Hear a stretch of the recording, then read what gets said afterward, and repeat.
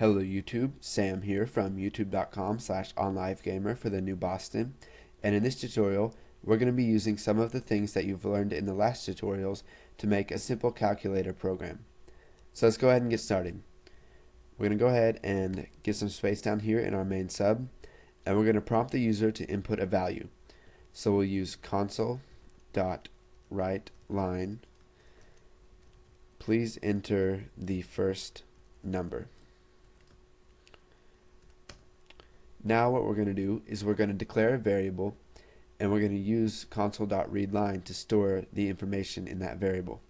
So we'll use the dim keyword, so dim num1 as double, and we'll just set it equal to console.readLine. So if you want to read a value from the line, or if you want to get the input that the user is putting in, you can declare the variable and assign it to console.readLine at the same time. You can do all this in one line, which saves you some coding time.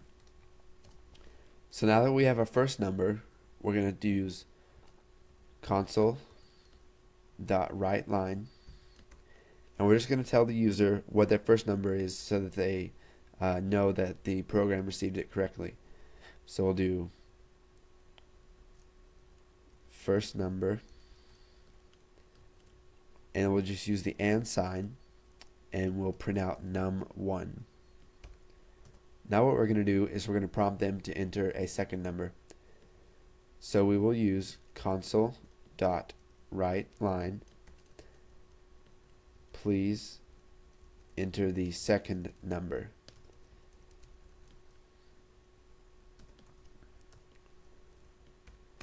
Now we're going to create another variable. So we will use the dim keyword. We'll do dim num2 as double, and we'll set it equal to console.readLine. So this does the same thing that we did up here in declaring num1, and we use console.readLine, and instead of num1 down here we're going to want num2.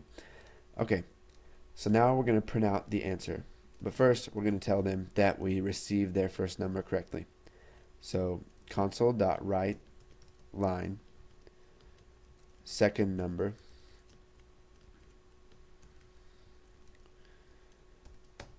and now we're going to create a third variable where we will dim it, and we'll type answer as the name, and we want to make it a double, and we'll set it equal to num1 times num2. So now we're just going to print that out. So console.writeLine answer, and we'll set that equal to answer, or we'll add answer to that. And we need to use the and sign right here.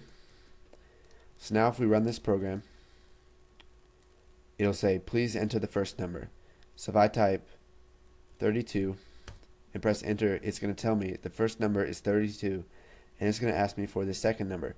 So let's do 45, and you can see it closed on us right there. So we need to add console.readLine.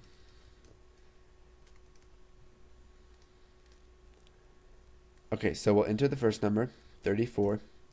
It says first number 34, and we'll enter the second number, 45, and when we press enter, it'll tell us the second number, and it'll tell us the answer. So now let's go down here, and let's just specify what the calculator did. So we'll do the numbers multiplied is, and it's going to give us the answer. Now what we can do to save time is we can get rid of answer all by itself, and instead of printing out the answer, we can do num1 times num2. So what this does is it takes our num1 and multiplies it by num2, and it only does that in the arguments of console.writeLine. So it's not stored as a variable, it's just going to print out that number, and then it's not going to save it anywhere. Now you can choose which one you want to do. If you want to use answer later on, then I would suggest declaring that variable and storing it in there, because if you want the answer later on and you didn't declare a variable for it, you won't be able to get the answer, because the only time that you have the answer printed out on the screen or stored anywhere is when it writes this line and it multiplies them together. So you can go ahead and play around with it.